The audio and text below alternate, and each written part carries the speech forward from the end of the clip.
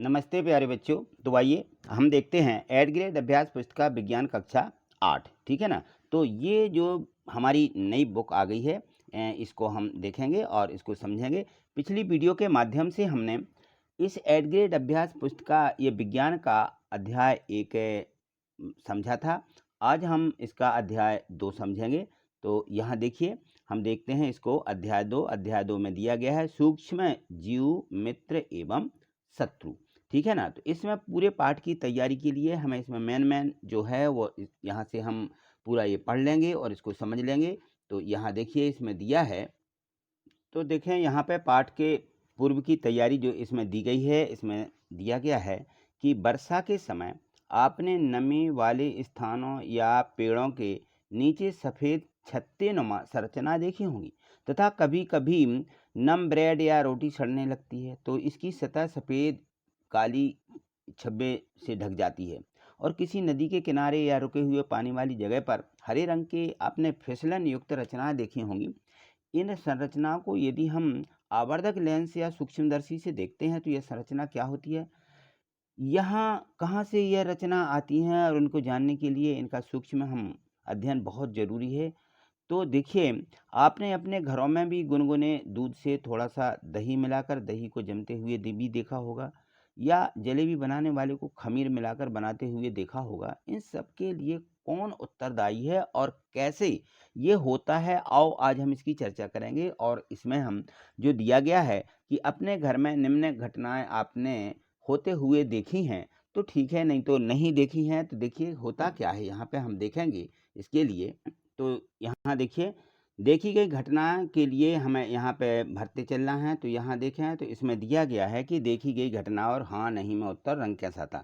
तो ब्रेड रोटी पर आपने फफूंद देखी होगी, लिखना है हाँ सफ़ेद रंग की। जूते पर फफूंद देखिए, तो यहाँ दिया गया है जूते पर फफूंद नहीं देखी है तो आपको नहीं लिखना, उसका रंग भी नहीं देखा। ठीक है ना। अब तीसरे में देखिए, इसमें दिया गया है कि जहाँ हमेशा गीला रहता है वहाँ काई जम जाती ना, तो इसके लिए लिखना है हाँ। और एक किस रंग की होती है, हरे रंग की। ठीक है। गर्मी में खाना खराब होता है, हाँ खराब होता है, उस पर सफ़ेद क्या होती है, फफूंद चढ़ जाती है ना। तो ये चीज़ें सब क्या हैं, अपने विचार यहाँ पे लिखना है। तो ये जो चीज़ें होती हैं ये सूक्ष्म जीव हैं, इन्हें हम नंगी आँखों से नहीं देख सकते। ठीक है। निम्न में से वाक्य से में लिखिए। यहाँ पे देखिए, जीवाणु, पैरामीशियम, शैवाल, कवक, प्रोटोजोआ, कीस्ट और स्ट्रेप्टोमाइसिन ये दिए गए हैं। तो ये सूक्ष्म जीव हैं। और सूक्ष्म जीव क्या कहलाते हैं, ये जीवाणु, कवक, प्रोटोजोआ या शैवाल। ठीक है। तो बॉक्स में लिखने के पश्चात जो शब्द शेष रह गए हैं उन्हें यहाँ पर लिखना है। तो क्या क्या रह गया है, पैरामीशियम, ईस्ट, स्ट्रेप्टोमाइसिन। ठीक है। तो ये 3 चीज़ें यहाँ पे जो हैं ये रह गई हैं। इनको क्या कहते हैं, इनके बारे में अपने विचार यहाँ पे लिखेंगे। तो ये जो हैं विषाणु हैं। क्या है, विषाणु या वायरस। ठीक। तो चलिए आगे देखिए, प्रश्न 1 दिया है, दिए गए शब्दों में से चुनकर रिक्त स्थानों की पूर्ति कीजिए। यहाँ पे जो दिया गया है देखिए, फर्स्ट में है मादा एडिस 70 ऑन सेंटीग्रेड से 1530 है, ये सेकंड दिए गए। और ये विषाणु ये CO है, कार्बन मोनोऑक्साइड, ये शैवाल, प्रोटोजोआ। ठीक है ना। तो इस प्रकार से यहाँ पे ये दिया गया है। तो ये जो है इसके हमें सभी रिक्त स्थानों को भरना है। जैसे जुकाम, फ्लू एवं खांसी अधिकतर किससे के द्वारा होती है, विषाणु के द्वारा। किसके द्वारा, विषाणु। दूध को पाश्चुरीकृत करने के लिए कितने ऑन पर, 70 ऑन सेंटीग्रेड ताप पर 15 से 30 सेकंड के लिए गर्म करते हैं। ईस्ट तीव्रता से जनन करके श्वसन के दौरान CO2 उत्पादित करते हैं। सूक्ष्म जीवों को मुख्यतः जीवाणु, कवक, प्रोटोजोआ तथा शैवाल वर्ग में बांटा गया है। डेंगू के वायरस का वाहक है मादा एडीज मच्छर। ठीक है। डेंगू किससे होता है, मादा एडीज मच्छर से पनपता है। 2 देखिए, प्रश्न 2 दिया है, सही विकल्प के आगे सही का निशान बनाइए। तो यहाँ देखिए, एक बर्तन में मैदा और थोड़ी सी चीनी, एक चुटकी ईस्ट पाउडर मिलाकर गूंथ लें और 2 घंटे पश्चात ईस्ट के जनन व श्वसन के कारण क्या होता है ये हमें यहाँ पे लिखना है। तो हमें लिखना है आटा फूल जाता है। ठीक है। एड्स से किसी संक्रमित व्यक्ति से दूसरे स्वस्थ व्यक्ति में किसके जरिए फैल सकता है, तो पीड़ित के द्वारा रक्तदान से। ठीक है ना। और जैम, जेली एवं जो यहाँ पे दिया गया है, इसके वैस का परीक्षण किया जाता है किसके द्वारा? चीनी के द्वारा। ठीक है, तो ये हमें यहाँ पे सही का निशान बनाना है, चाहो तो इसके अंदर लाइन भी कर सकते हैं। ठीक है, यहाँ पे इनके ये लर्निंग आउटकम्स दिए गए, यानी ये हमें आना ही चाहिए। नाइट्रोजन चक्र के दौरान वायुमंडल में नाइट्रोजन की मात्रा क्या हो जाती है? घट जाती है।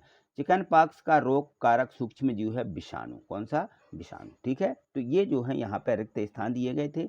और यहाँ पे देखें पहेली दी गई। पहेली को डॉक्टर ने खून की जांच मलेरिया से ग्रसित बताया, जिसका कारण है क्या है? मादा एनाफिलीज मच्छर। मादा एनाफिलीज मच्छर के कारण हमारा मलेरिया उत्पन्न होते हैं जीव। अति लघु उत्तरीय प्रश्न दिए हैं। प्रश्न तीसरा देखिए, जंतुओं तथा पौधों में सूक्ष्म जीवों द्वारा होने वाले दो दो रोगों के नाम लिखिए। तो सबसे पहले सूक्ष्म जीवों द्वारा होने वाले रोग कौन से हैं? जंतुओं में क्षय रोग और मलेरिया, और पौधों में नींबू, कैंकर, गेहूं की रस्ट होती है। ठीक है, प्रश्न चौथा देखिए, यहाँ पर दिया गया है कि प्रश्न चौथे में है चित्र में दिए गए सूक्ष्म जीव का क्या नाम है? तो जो ये यहाँ पे देखिए ये बना हुआ है, चित्र बना हुआ है, और इस जीव का नाम क्या है? ये जीव है, तो ये जो है इसका नाम है अमीबा। क्या नाम है इसका? अमीबा। ठीक है, ये देखिए यहाँ पे दिया है कि यह सूक्ष्म जीव किस वर्ग में आता है? तो ये जो सूक्ष्म जीव है ये है प्रोटोजोआ। किस वर्ग में आता है? प्रोटोजोआ वर्ग में। इस वर्ग द्वारा होने वाले किसी रोग का नाम लिखिए। तो इसके द्वारा मलेरिया, पैचेस, टाइफाइड ये होता है। प्रश्न 5, पहेली ने दही जमने के लिए गुनगुने दूध में कुछ दही मिलाकर उसे रेफ्रिजरेटर में रख दिया, और अगले दिन उसने देखा दही नहीं जमा। दही ना जमने का क्या कारण है? क्योंकि जो रेफ्रिजरेटर में कम ताप पर सूक्ष्मजीव की वृद्धि ये होती है, रुक जाती है। यदि ज़्यादा मानी जहाँ पे हमारा रेफ्रिजरेटर होता है, फ्रिज रहता है, उसमें ठंडी ज़्यादा होती है। प्रश्न 6 देखिए, प्रतिजैविक एंटीबायोटिक से क्या समझते हैं? सामान्य रूप से उपयोग में आने वाली कोई दो प्रतिजैविक के नाम लिखिए। तो यहाँ कोई दो प्रतिजैविक लिखना है हमें। तो नंबर 1 यहाँ देखें, प्रतिजैविक ये बीमारी पैदा करने वाले सूक्ष्म जीव को नष्ट कर देती है अथवा उनकी वृद्धि को रोक देती है। तो जैसे स्ट्रेप्टोमाइसिन और टेट्रासाइक्लिन। स्ट्रेप्टोमाइसिन और टेट्रासाइक्लिन ये दो हैं। प्रश्न 7, किसी रोग से संक्रमित व्यक्ति से स्वस्थ व्यक्ति में रोग का संचरण किस प्रकार से होता है तथा यह किस प्रकार के रोग कहलाते हैं? तो ये भी हमें इनके नाम भी लिखना है कि रोग किस प्रकार के होते हैं। ठीक है, यहाँ देखिए, सूक्ष्म जीवों द्वारा होने वाले ऐसे रोग जो एक है संक्रमित व्यक्ति से स्वस्थ व्यक्ति में वायु, जल, भोजन द्वारा फैलते हैं, और यह संचरणीय रोग कहलाते हैं। कौन से रोग? संचरणीय रोग, जैसे हैजा, सर्दी, जुकाम इत्यादि। यहाँ से लघु उत्तरीय प्रश्न दिए हैं। वैक्सीन यानी टीका किस प्रकार कार्य करती है? जो वैक्सीन लगाते हैं डॉक्टर लोग या टीका लगाते हैं, तो किस प्रकार कार्य करते हैं? जब रोगजनक सूक्ष्मजीव हमारे शरीर में प्रवेश करते हैं तो उनसे लड़ने के लिए हमारा शरीर प्रतिरक्षी हो जाता है, और शरीर को यह बताता है कि यदि वही सूक्ष्मजीव पुनः आपके शरीर में प्रवेश करें तो कैसे लड़ा जाए। ठीक है, प्रश्न 9 देखिए, पाश्चुरीकरण से क्या समझते हैं? इस प्रक्रिया की खोज किस वैज्ञानिक ने की? तो देखिए यहाँ पे दूध को 70 सेंटीग्रेड पर 15 से 30 सेकंड के लिए क्या किया जाता है? गर्म करते हैं 15 से 30 सेकंड, फिर एकाएक ठंडा करके उसका भंडारण कर लेते हैं। ऐसा करने से सूक्ष्मजीव की वृद्धि रुक जाती है। इस प्रक्रिया की खोज लुई पाश्चर नामक वैज्ञानिक ने की थी। ठीक है, प्रश्न 10 देखिए, पहेली ने कुछ आम खरीदे परंतु कई दिनों तक यह उन्हें नहीं खा पाई, और बाद में उसने देखा कि वे सड़ गए, परंतु वह जानती है उसकी दादी द्वारा बनाया गया आम का अचार काफ़ी समय तक संदूषित नहीं होता है। तो क्या कारण है? तो यहाँ देखिए, आम का अचार काफ़ी समय तक संदूषित क्यों नहीं होता है? अचार में नमक का उपयोग, अब नमक डालते हैं ना, और आम का अचार लंबे समय तक जो है संदूषित नहीं होता है। आपके घरों में दादी मम्मी द्वारा किन किन खाद्य पदार्थों को सूक्ष्म जीवों से बचा कर रखा जाता है? जैसे भोजन है, सब्जी है, आम है, संतरा है, ब्रेड है इत्यादि, है ना। चीनी के उपयोग द्वारा किन किन खाद्य पदार्थों को लंबे समय तक सुरक्षित रखा जाता है? चीनी में भी लोग उबाल के उसको गर्म करके और रख देते हैं। तो जैम, जेली एवं स्नैक्स कहलाती है यह क्रिया। और यहाँ देखें तो इसमें जो उसका परिसंचरण है वो चीनी द्वारा किया जाता है, ठीक है ना। तो चीनी के द्वारा यदि रखते हैं तो भी हमारे ये जो भोज्य पदार्थ हैं खराब नहीं होते। प्रश्न 11, हमें बिना ढके भोजन को खाने से क्यों बचना चाहिए? तो सूक्ष्म जीवों द्वारा जो साई पित्त भोजन करने से जो खाद्य विषाक्सन हो जाता है, हमारे भोजन में उत्पन्न होने वाले सूक्ष्मजीव कभी कभी विषैले पदार्थ उत्पन्न करते हैं, यह भोजन को विषाक्त बना देते हैं, जिससे के सेवन से व्यक्ति भयंकर रूप से रोगी हो जाता है, मृत्यु भी हो सकती है। अतः यह आवश्यक है कि हम भोजन को संदूषित करने से बचाएं, ठीक है ना। प्रश्न 12 देखिए, दिया है पौधों में सूक्ष्म जीव द्वारा होने वाले कुछ सामान्य रोगों के नाम तथा उनका संचरण का तरीका लिखिए। तो देखिए, पादप रोग इस प्रकार से लिखना है, नींबू कैंसर को बचाता है, गेहूं की रस्ट, भिंडी, पीट इत्यादि सूक्ष्म जीव लिखना है, इसमें कौन से होते हैं और इसका संचरण का तरीका हमें देखना है। तो जो नींबू है जीवाणु वायु होती है इसमें, और गेहूं की रस्ट कवक वायु एवं बीज, और भिंडी की पीट ये वायरस और कीट को बचाती है, ठीक है। यहाँ देखें आगे जो दीर्घ उत्तरीय प्रश्न दिए गए हैं, इसमें नाइट्रोजन चक्र को आरेख द्वारा प्रदर्शित कीजिए। तो ये देखिए नीचे नाइट्रोजन है जो चक्र दिया गया है, इस प्रकार से आपको बना लेना है, ठीक है ना। नाइट्रोजन यहाँ पे वायुमंडलीय नाइट्रोजन, वायुमंडल में इस प्रकार से नाइट्रोजन रहती है, ये पूरा चक्र आपको इस प्रकार से पूरा बना लेना, ठीक है। प्रश्न 14 देखिए, मनुष्य में सूक्ष्म जीवों द्वारा होने वाले सामान्य रोग, उनके रोगजनक सूक्ष्म जीव तथा रोग से बचाव के उपायों को तालिकाबद्ध कीजिए। तो यहाँ इस तालिका में यहाँ देखिए पूरा हमें लिखना है, मानव रोग, रोग कारक सूक्ष्म जीव, संरक्षण का तरीका, बचाव के उपाय या सामान्य, इस प्रकार से। क्षय रोग जीवाणु, और ये किसके द्वारा? वायु के द्वारा भी फैलते हैं। खसरा वायरस, ये वायु के द्वारा फैलते हैं। और ये देखिए चिकन पीक से, ये वायरस है, ये वायु से सीधे संपर्क में आने से रोगी के संपर्क में आता है तो ये उत्पन्न हो जाते हैं, ठीक है ना। तो रोगी व्यक्ति को पूरी तरह से व्यक्तियों में अलग रखना होगा, और रोगी की व्यक्तियों वस्तुओं से अलग रखना, उचित समय पर इनका टीकाकरण करवाना चाहिए, है ना। हैजा देखिए, हैजा जीवाणु हैं और ये जो है जल और भोजन के द्वारा फैलता है।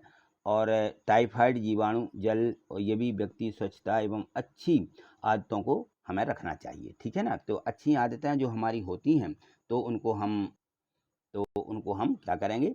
अपनाएंगे। और यहाँ देखिए, और हेपेटाइटिस ये वायरस है, ये जल उबले हुए पेयजल का प्रयोग और टीकाकरण से इनका बचाव होता है। मलेरिया, ये प्रोटोजोआ मच्छर की है, और ये जो है मच्छरदानियों का इसका उपयोग हमें करना चाहिए, और मच्छर भगाने वाले जो रसायन प्रयोग हैं उनका भी उपयोग करना चाहिए। कीटनाशक का छिड़काव एवं मच्छरदानी के प्रजनन के रोकने के लिए भी जल को किसी भी स्थान पर एकत्रित नहीं रहने देना चाहिए, ठीक। यहाँ से देखिए, यहाँ से प्रोजेक्ट दिया गया है, प्रोजेक्ट 1, ठीक है ना। तो इसको यहाँ देखें प्रोजेक्ट 1 में, तो यहाँ देखिए इसमें हमें 2 गमले लेकर प्रत्येक को मिट्टी से आधा भर दीजिए और नए और बी चिन्हित कर दीजिए। एक गमले में पौधों का कचरा तथा जंतु अपशिष्ट भर दीजिए, तथा गमले बी में पॉलीथीन की थैली, कांच की खाली बोतलें तथा प्लास्टिक के टूटे खिलौने भर दीजिए।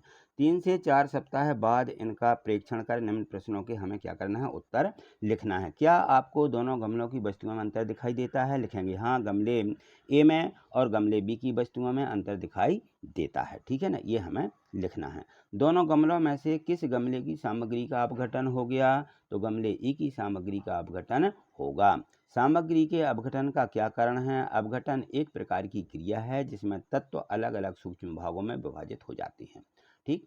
जिस गमले की सामग्री का अपघटन नहीं हुआ उसके क्या क्या कारण हो सकते हैं? तो वस्तु या तत्व अलग अलग सूक्ष्म भागों में विभाजित नहीं हुए और वस्तुएं सड़ी गली नहीं, ठीक है ना। और जिस गमले की सामग्री का अपघटन हो गया उसके क्या उपयोग हैं? तो अपघटन की क्रिया से मादा में हेमिफिसेक्शन और हुमस का निर्माण होता तथा खनिजीकरण होता है एवं भूमि की जो उर्वरा शक्ति कम हो जाती है। प्रोजेक्ट 2 देखिए, आप अपने दैनिक जीवन में जिन डिब्बा या बंद पैकेट या बंद भोजन का उपयोग करते हैं उन सामग्रियों के पैकेट का सूक्ष्म अवलोकन करके निम्न तालिका को यहाँ पे हमें भरना है।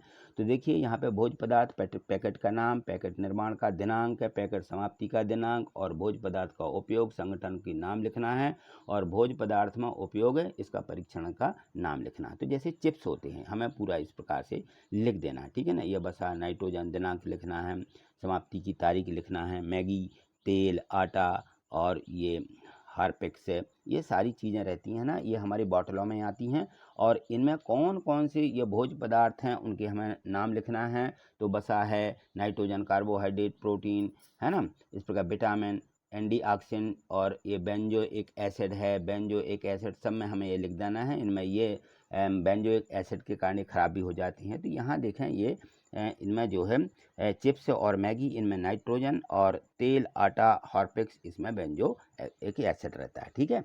यहाँ देखें तो बा में दिया है कि अपनी मम्मी दादी से पूछ करके पता लगाएं कि वे घर में किन किन भोज्य पदार्थों को लंबे समय तक संग्रहित करती हैं। तो भोज्य पदार्थ में चावल, दाल इत्यादि, है ना। इन भोज्य पदार्थों में संग्रहित करने के लिए वे कौन कौन से तरीके अपनाती हैं उन्हें लिखें। सूखे नमी रहित डिब्बों में बंद करके और धूप में उनको सुखाती हैं। तीसरा देखिए, भोज्य सामग्री के अलावा भी घर में कोई ऐसी वस्तुएं भी हैं जिनको सुरक्षित रखने के लिए कोई उपाय किए जाते हैं, यदि हाँ तो सूचीबद्ध कीजिए। जैसे देखिए दाल, बड़ी, पापड़, चिप्स है, आलू, प्याज है ना, और बेसन इत्यादि चीज़ें डिब्बों में बंद करके रखी जाती हैं। घर में अपन लोग इसको देखते भी हैं, ठीक है ना। तो देखिए यहाँ पे तो हम देखेंगे कि हमने ये आज पूरा जो अध्याय 2 था हमने इस अध्याय 2 को अच्छे से समझ लिया है, ठीक है ना। तो इसमें जो भी प्रश्नों के उत्तर थे ये सभी प्रश्न जो हैं अच्छे से हमें तैयार करना है, क्योंकि ये प्रश्न हमारे वार्षिक परीक्षा में इन्हीं में से पूछा जाना है। तो इनको हमें अच्छे से अपनी बुक में लिखना है। और जो है ये सूक्ष्म जीव, मित्र एवं शत्रु वाला हमारा ये पाठ आज खत्म हुआ, ठीक है। आज इतना ही, मिलते हैं अगली वीडियो के माध्यम से। थैंक यू, धन्यवाद।